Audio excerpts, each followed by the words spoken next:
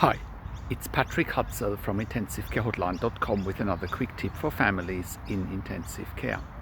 Now, yesterday we had an inquiry from a client who said that their loved one has been diagnosed with COVID, went into hospital, got diagnosed with COVID pneumonia, then ended up on a hospital floor and initially on a hospital ward, initially ended up on high flow nasal bronchs, which is humidified oxygen and also gives a little bit of a PEEP.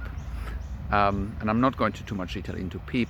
Anyone familiar with ICU, even who had a loved one in ICU with a ventilator, probably knows by now what a PEEP is, and I've blogged about this in numerous videos and blog posts. You can look it up on our website, just type in PEEP into the search box. Anyway, the client ended up on a hospital floor, a hospital ward with high flow nasal bronchs, and then needed BIPAP. And then once they were on BIPAP, their oxygen level and PEEP levels and pressure support levels were going up, and to the point where they could barely remove the BIPAP mask any longer because they were desaturating. Their oxygen levels dropped so quickly that they literally were at the point of either intubation and ICU or potentially dying. And when I say intubation and ICU, I mean breathing tube in their mouth, in the lungs, hooked up to a ventilator. That's the difference between BiPAP with a mask or the breathing tube on the ventilator. Now, it turned out that the client ripped off their BiPAP mask because it's very uncomfortable, and it wasn't detected by the nurses quickly enough on the hospital ward, and the client then ended up with a respiratory arrest and then ended up in ICU with a breathing tube in their mouth on a ventilator in an induced coma. Now, why am I sharing this? You might think, well, this is happening all the time. BiPAP on the ward, what's the big deal? Well, it is a big deal because BiPAP with a mask should never be done on a hospital ward. You can do BiPAP on a high dependency unit or maybe on a step down unit, but you can't do it on a hospital ward. I've never seen it done successfully.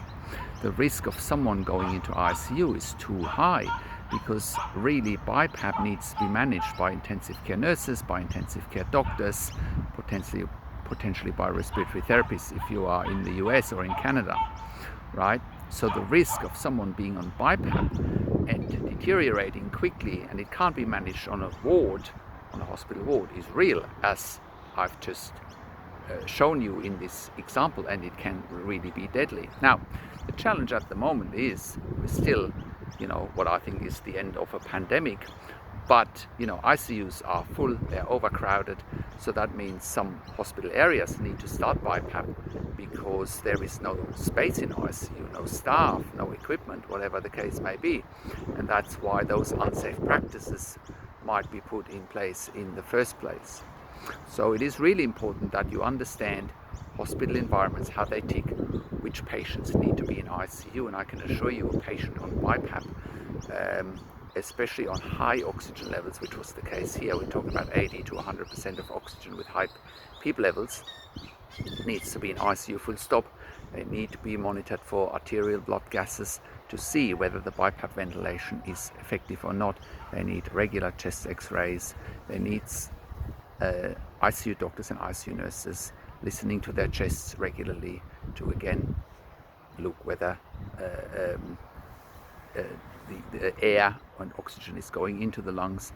Tidal volumes need to be assessed, minute volumes need to be assessed, and that is the specialist skill of an ICU nurse, ICU doctors, ICU respiratory therapists, and that just simply doesn't happen on a ward. Those signs have probably been missed, that volumes weren't going in, patients was probably getting drowsy. Those are all things that will be monitored in ICU very closely so that those things don't happen in the first place. So that is my quick tip for today, that when someone is on BiPAP, they need to be in ICU. The exception is that, for example, if you go to our sister site, intensivecareathome.com, you will find that here we are providing a service for intensive care patients at home, for long-term intensive care patients at home.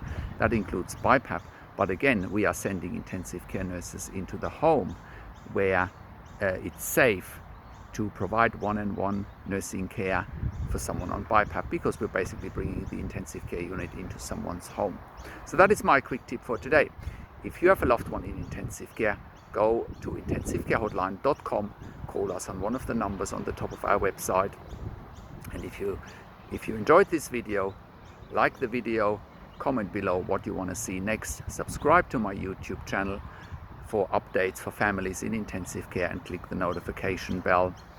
And you can also send us an email to support@intensivecarehotline.com with your questions. This is Patrick Hutzel from intensivecarehotline.com, and I will talk to you in a few days.